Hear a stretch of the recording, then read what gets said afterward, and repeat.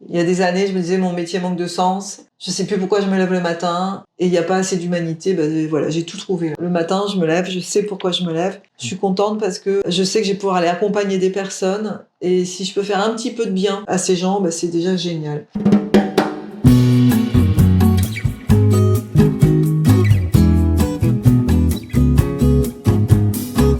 Bienvenue à tous sur notre lancement d'activité avec Laurence, du coup, sur lequel on va vous parler de santé. Aujourd'hui, moi, Laurence, je voulais savoir un petit peu ton parcours, puisque je pense qu'on ne devient pas naturopathe comme ça du jour au lendemain. Non, c'est un long chemin, oui, effectivement. C'est un long chemin. Ouais. Ma première question, comme je te l'ai dit un petit peu tout à l'heure, parce qu'on essaye de s'orienter sur notre parcours alimentaire, est-ce que quand tu étais petite, tu avais vraiment des affinités pour la santé naturelle, on va dire? Tu avais envie d'aider les gens à guérir? Est-ce que tu avais envie d'aider les animaux ou pas du tout? Pas du tout. Mais alors, pas du tout. C'est une attirance qui est venue, j'ai envie de dire, sur le tard. Sur le tard. Ouais, sur le tard. Tu dirais vers... Après la quarantaine, c'est sûr. Avant, non, j'avais trop de choses à réaliser pour moi, personnellement. Et non, c'est venu sur le tard. Et du coup, quand tu étais petite, toi, pas embêté niveau santé? Niveau santé, si, quand même, parce que je faisais des angines à répétition, je me rappelle. Mais tu sais, à l'époque, c'est antibiotiques, voilà, quoi. Et pareil, les ennuis de santé sont venus beaucoup plus tard.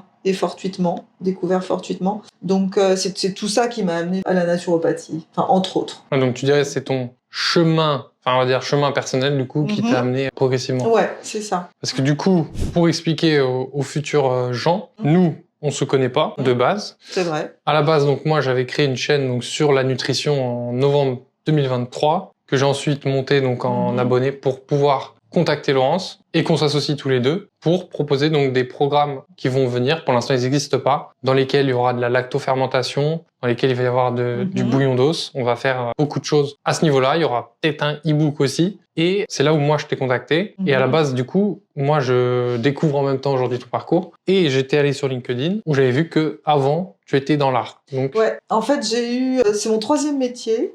Dans une première vie, j'ai été graphiste. Ok. Voilà, toute ma famille est dans l'art, donc naturellement j'étais. Puis bon, c'est vrai que j'ai des aptitudes. Et en 2e vie, j'ai été encadreur d'art. Donc de nouveau dans l'art différemment, mais là c'était plus au niveau de la pratique. Ok. Voilà. Et puis en fait, dans mon métier d'encadrement, j'encadrais bien évidemment, mais je donnais également des cours. Et je donnais des cours à des professionnels, à des futurs professionnels que je formais pour justement les préparer à l'examen. Et puis je donnais aussi des cours d'encadrement à des personnes qui venaient faire ça, des encadrements en loisirs. Et puis les premiers indices, ils sont venus de là, parce qu'en fait, j'avais le retour de personnes, d'élèves à moi, qui me disaient que mes cours c'était leur thérapie. Ah ok, ouais, carrément. C'était une vraie thérapie. Pourquoi ? Parce que c'est des personnes qui venaient trouver du lien. Tu vois, du lien social. Et puis, le fait de travailler de ses mains, tu acquiers une confiance en toi. Donc, un mieux-être, des personnes qui trouvaient un peu plus leur place. Parce que c'était quoi, du coup, exactement les cours que tu donnais ? Donc, pour apprendre à encadrer des photos. Okay. Voilà, c'était vraiment d'encadrement, loisir. À une époque, ça a été vraiment la mode. C'est un peu passé maintenant. Et puis, en plus, à l'époque, j'étais moi-même en thérapie. Je faisais tout un chemin personnel où on fait des...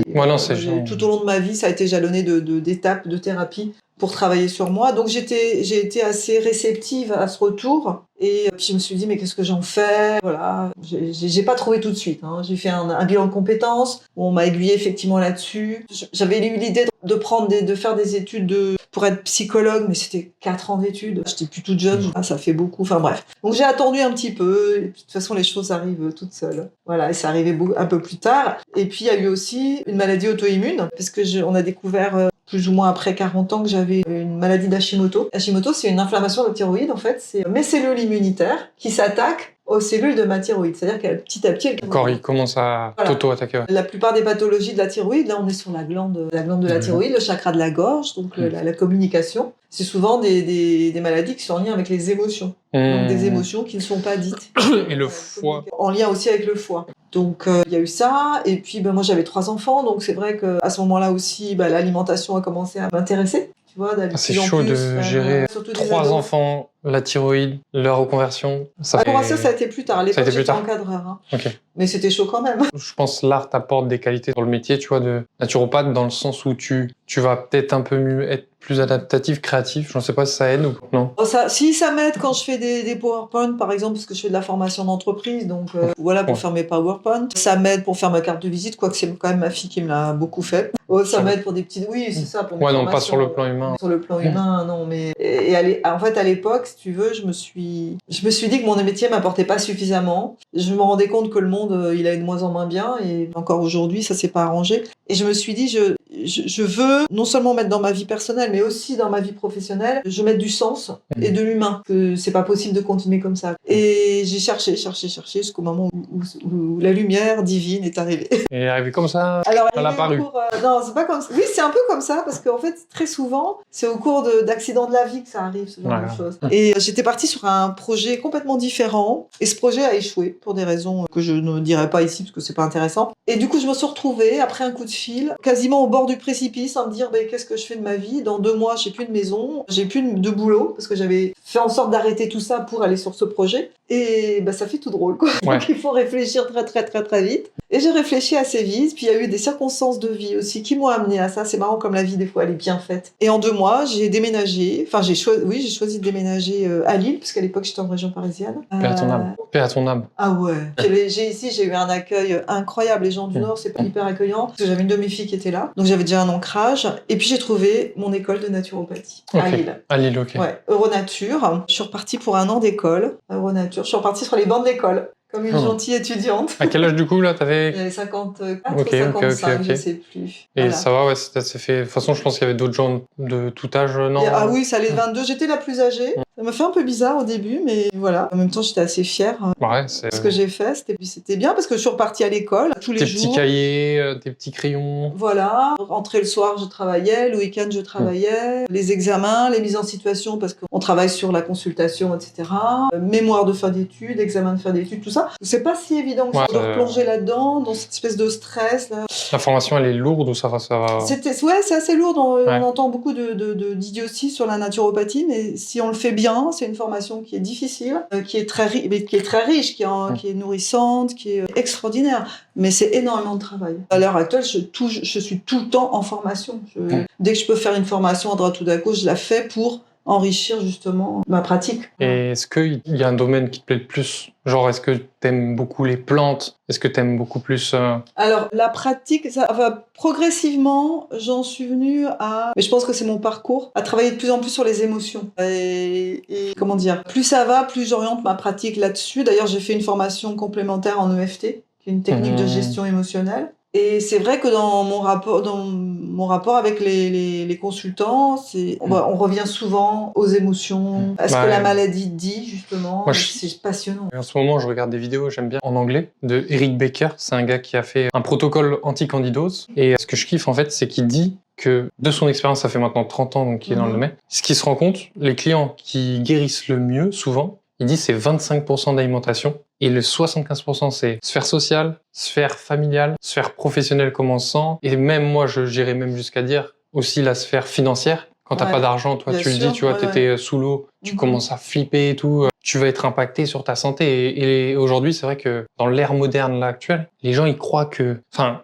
il y a beaucoup de gens qui mettent tout dans l'alimentation. Moi, je suis pour. Je pense effectivement que c'est la première des médecines. Comme disait Hippocrate, ouais. Mais il faut pas négliger tout le reste parce qu'il y a des gens qui extrémisent un peu, on va dire, extrêmes et qui du coup perdent la sphère sociale, professionnelle, etc. Et il faut vraiment... Tout à fait. Faut vraiment faire bien attention à pas croire que tout se joue dans l'alimentation. Ouais. Mais d'ailleurs, en naturopathie, ça fait partie de nos 3 techniques principales, c'est l'alimentation, la pratique de l'exercice physique et la gestion du stress et des émotions. Après, il y a d'autres choses autour, mais ça, ce sont les 3 piliers. Et c'est fondamental. Ouais, bien sûr. Est-ce que tu vois des schémas répétitifs dans les émotions ou je sais pas, genre au niveau émotionnel, les gens, est-ce que on fait tous des erreurs? Je sais rien, je sais pas pourquoi. Bah oui, on est humain. Oui. On est humain et c'est ça qui est intéressant justement quand je travaille avec des consultants, c'est d'essayer de comprendre le sens de leur maladie. Et comme tu dis, c'est Kousmine qui disait ça justement, quand la personne devient actrice de sa santé, c'est-à-dire qu'elle s'occupe aussi du côté émotionnel de la maladie, enfin de l'ensemble, quand on rassemble toutes les causes et que la personne est actrice, il y a beaucoup plus de chances que les choses s'améliorent et plus vite. C'est sûr, et du coup l'EFT vient faire un petit coup d'accélérateur. Oui, tout à fait. Ouais. C'est dur, parce que moi je crois que j'en ai déjà fait, je sais plus si je confonds EMDR. EMDR, c'est les mouvements des yeux. Ok. D'accord. Et EFT, c'est des tapotements sur des points d'acupuncture. Avec de l'autosuggestion, non? Ou de la suggestion au moment où tu tapes, il y avait un truc comme ça, non? C'est-à-dire qu'on parle, en EFT, on parle, en EMDR, je crois pas. Ok. On peut parler si on échange avec le thérapeute, mais on dit pas des phrases. En tout cas, les deux méthodes sont très proches dans le sens où quand on a un traumatisme, on a une connexion nerveuse qui se met en place dans le cerveau. Ok. Et le cerveau ne sait pas faire la différence entre le passé et le présent. Du coup, quand tu as un traumatisme, eh bien, la connexion elle est constamment réactivée. Et ces deux pratiques vont faire en sorte de se débarrasser de cette connexion neuronale et de reconsolider une nouvelle connexion. C'est dingue de se dire que des gens sont allés trouver des trucs comme ça. Ah ouais, et c'est fabuleux. Et du coup, ça vient d'où en termes de pays, tu vois, genre est-ce qu'on sait ça, moi j'aurais dit Chine. Je l'ai appris en EFT, je t'avoue. Mais... Ils sont trop forts les Chinois. En EFT, en EFT, c'est pas un médecin chinois. C'est pas un chinois. Non. En EMDR, je crois pas non plus. C'est un médecin qui a fait des observations en fait, sur une de ses patientes. Mine de rien, en Europe, on n'est pas à plaindre, je trouve, dans le domaine de la santé. Enfin, on est en retard peut-être des fois sur certaines choses, mais on est puissant. C'est bien expliqué dans le sens... Enfin, ça a l'air cohérent au sens... on vient déconstruire des connexions neuronales qui sont trop intenses. Et du coup, c'est ce que... On a plein de possibilités.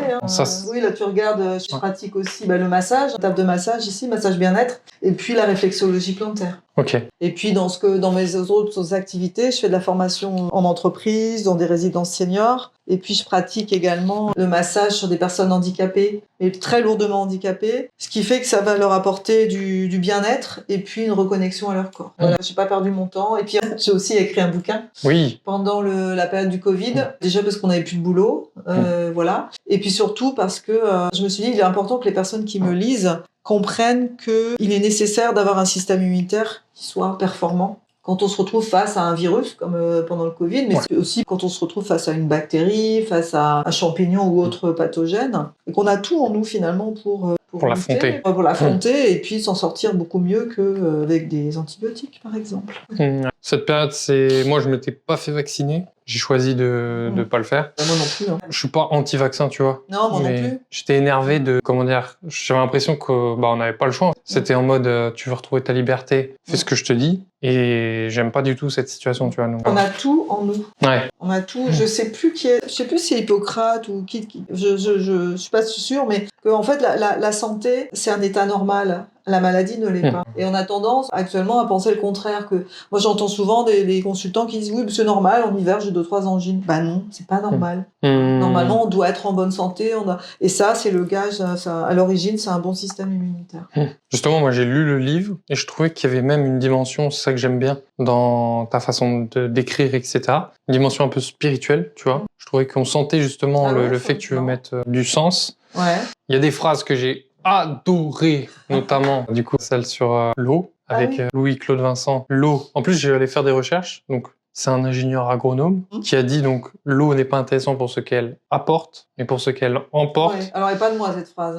Non, je sais, mais franchement, j'ai adoré. C'est vrai qu'on entend tout le temps, oui, il faut boire des minéraux, enfin, il faut boire de l'eau minérale, etc., avec beaucoup de minéraux. Il y a des débats, c'est un autre sujet, mais donc ça, j'ai bien aimé. Et puis, les bases du système avec les émonctoires, qu'est-ce que c'est? Ce genre de choses, c'est enrichissant. Tout à fait. Ouais, non, mais c'est passionnant. On pourra en parler pendant des heures. Du coup, question du livre. J'ai envie de savoir, c'est pourquoi les femmes, au moment où tu dis, elles sont immunitairement plus faibles. Tu dis, il y a 8 sur 10 maladies auto-immunes qui sont des femmes. Elles sont plus facilement atteintes de candidose, de SIBO. Ouais. Ah, je m'en rappelais plus. Ah ouais, bah tu vois, ça m'avait... Je sais pas si c'est... Je me suis demandé si c'était la testostérone qui fait que l'homme, je sais pas, il a un truc qui brûle à l'intérieur et qui le rend... Moi, je me demande si c'est pas plutôt... C'est comme ça, parce que je me rappelle plus, tu sais, des fois, il y a des trucs que je me rappelle plus trop, parce qu'il y a beaucoup d'informations. Mais si c'est pas, justement, tu sais, les femmes, elles ont 3 vies en une. Ouais, c'est vrai.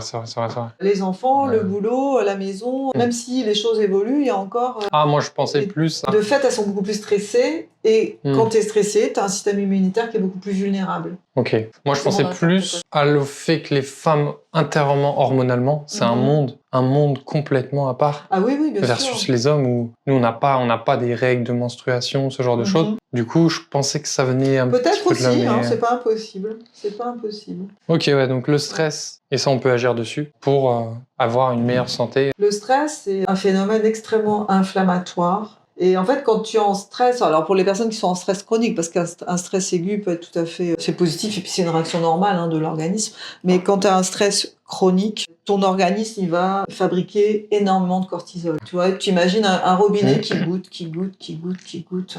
Et puis à un moment, la source, elle se tarit. Mais dans l'idée où il y a trop de cortisol, il y a tout le temps, le cortisol, c'est quand même c'est une hormone hyperglycémiante. C'est pour ça qu'on prend souvent du poids quand on est stressé. Et puis, ça va créer de l'inflammation dans l'organisme. Et puis, ça fait chuter le système immunitaire de façon drastique. Et pendant plusieurs heures. Et là-dessus, on n'est pas du tout aidé à cause de, je trouve, la société. Ça, c'est sûr. La pression qu'on prend financière et tout dans la tronche. En ce moment, il y a beaucoup de... Ouais, c'est anxiogène, c'est clair. Les gens sont pas bien. Donc, regarde, il y a eu énormément d'épidémies de grippe et tout. C'est sûr que... Tu l'as vu, ça, toi, dans ta pratique? Est-ce que tu vois des patients plus stressés qu'avant ou non? Oui, en ce moment, il y a beaucoup de stress, beaucoup d'anxiété. Oui, énormément. Bon, ensuite, j'avais mis la phrase que tu as citée, je l'avais notée, j'avais mis un émoticône avec des cœurs.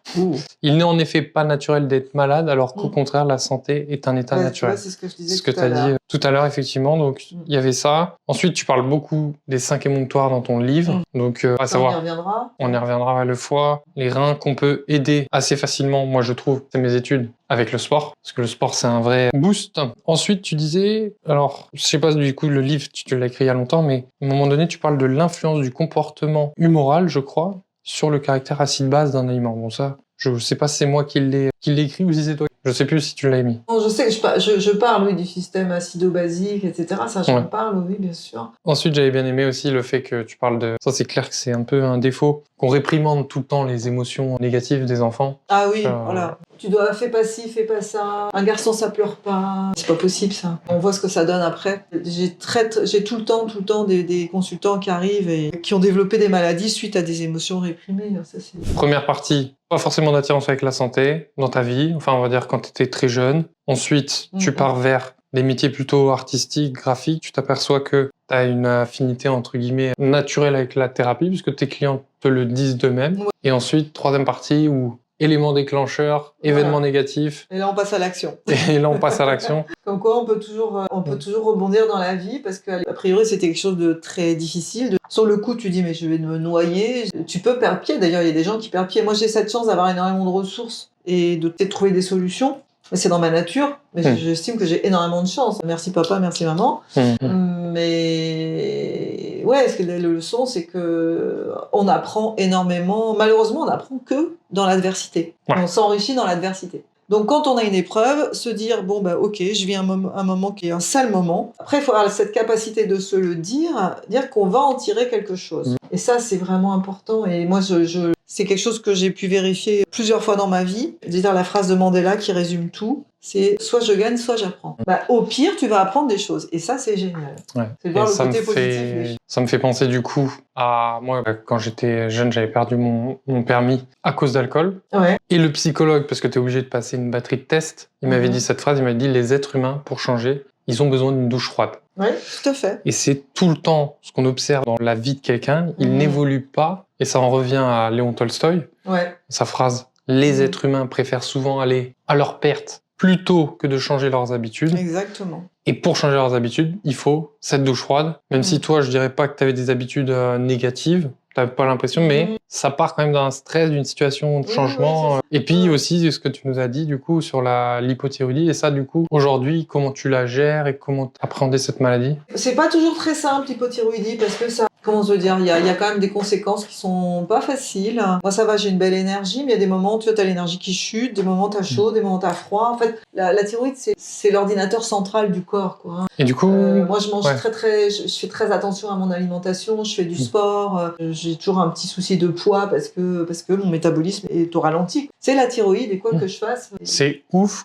et ça serait bien d'en faire un podcast, d'expliquer ce qu'elle apporte, parce que moi, je Je suis toujours impressionné par le corps humain et les organes. Top 3, c'est cerveau, intestin, foie. Mais c'est de se dire qu'une aussi petite glande dans la gorge peut induire... C'est ouf, le corps humain, en fait. J'aime pas le comparer à une voiture, parce que je trouve qu'il est beaucoup plus beau qu'une voiture. Ouais, c'est plus beau. C'est plus beau.